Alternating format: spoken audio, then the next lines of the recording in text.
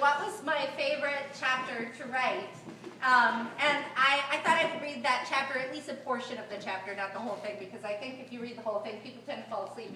While I do teach at the university where they liberally fall asleep when I'm teaching, I might take it personal if you did it here. So the title of this is in chapter 5. It's called Beauty is in the Eye of the Moldy. I'm going to sort of just tell you a little bit about this before I read from it. My main character's name is Lucy, and Lucy lost her husband and her unborn child in a car accident. And as a coping mechanism, she shoplifts to sort of get it together. But of course, that's not the best coping technique, I've heard. And she finally gets discovered and loses her job, or at least she finds that she doesn't really lose her job, but if she doesn't go to therapy, she will lose her job. And so this chapter is when she has just been discovered by her hospital personnel, and she goes to the grocery store because she's looking for chocolate. She is going to do some chocolate therapy with her brother. And no, that's not me. But, and she meets Stuart from Frozen Foods, and that's his full name. And he is a good friend of hers, and they have an interaction. So that's where this sort of brings you up to speed. Lucy examined the bags of Halloween candy, selecting Jolly Ranchers for their longevity, Reese's Peanut Butter Cups for their obvious yin and yang charms, and Charleston Chews for pure nostalgia. Before long, there were several candy bags in her cart. While Lucy considered a bag of mini Snickers, her hand seemingly of its own accord palmed a foil-covered chocolate jack-o'-lantern the size of her fist.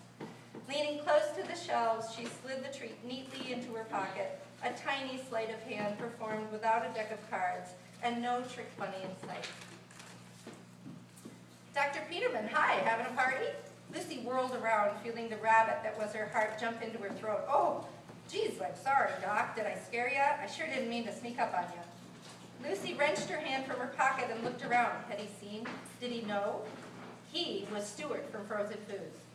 Stuart looked like every 50-year-old man in America, like the avocado pit her mother was forever sprouting on the kitchen windowsill. Round and smooth as an egg, with toothpick legs and arms, and no noticeable hair above the waterline. She cringed. I always look around to see if there's any men in my group. Do a quick apology, and then she cringed as she realized he was eyeing her shopping cart, sizing her up, possibly estimating the enviable paper or plastic decision at the checkout. No, she said too quickly. No, Party, why do you ask? And he pointed to the orange and black bags of candy with puzzled expression on his face. Oh, no, she said with a nervous laugh, smoothing the flap of her pocket. I'm making a drop off at the food pantry. And as if losing her grip on the lead, she added, they need a treat too sometimes. Stuart laughed and shook his head. Dr. Peterman, you always crack me up. Always seemed a bit much, considering most of their conversations were about the location of the frozen entrees or why he'd moved the Cool Whip again. Once, Lucy had asked him for a particular brand of frozen pizza and gave him her phone number in case he located it.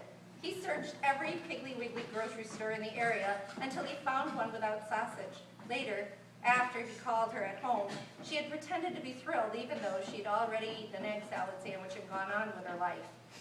I aim to be pleasing, he'd said, sounded like someone with a marginal grasp on English. But he was from Michigan, and this was just one of his little quirks. Stuart was always making a muddle of common phrases. Don't worry, be snappy, he would say with a wave. Or, beauty is in the eye of the moldy. Or her favorite, blue flies are coming, like he was announcing a biblical play. Please, call me Lucy. I'm uncomfortable with the doctor part these days. She began to slowly move away with her cart, hoping to put some distance between her bulging pocket and the possibility of Stuart noticing her bulging pocket. He flushed. Lucy, we've got a new brand of lasagna. Well, I'll sure to try it next time I'm in. And she picked up speed.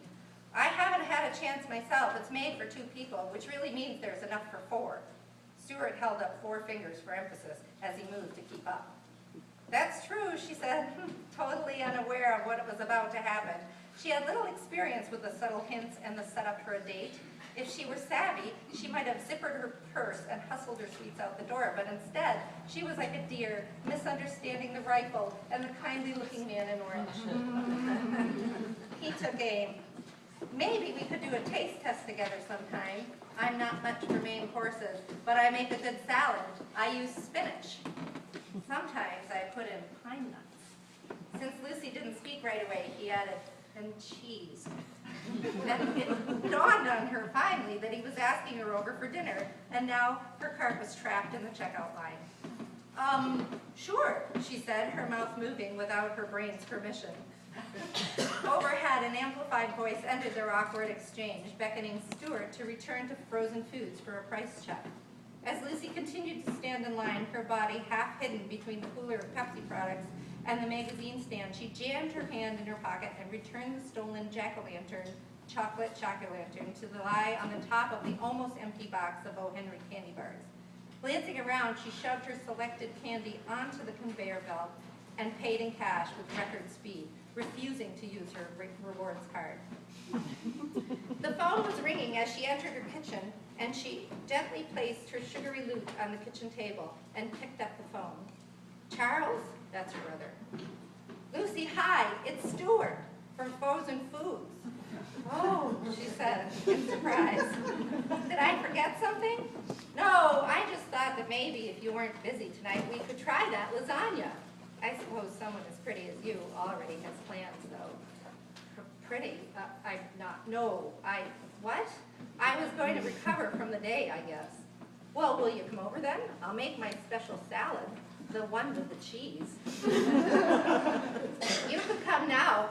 I'm just getting home from work. I have a little house at 24 Lazy Park Lane.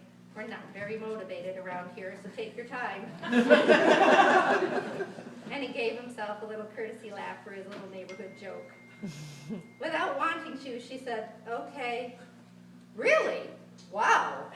I've wanted to ask you over for quite a while. This is great. I'll turn the oven on right now. As if that was the deal clincher. Once that oven was turned on, there was no going back. Then he signed off in his usual scattered cliche way. Over and under then, he said, and the phone went dead. Lucy walked to the hall mirror and took a long look. She turned sideways and pulled in her stomach. She checked her teeth. Oh, I'm used to that, don't worry. I've teaching at the university for 20 years. Did I have that phone going off the entire time? I don't hardly even hear it anymore. She turned sideways and pulled in her stomach.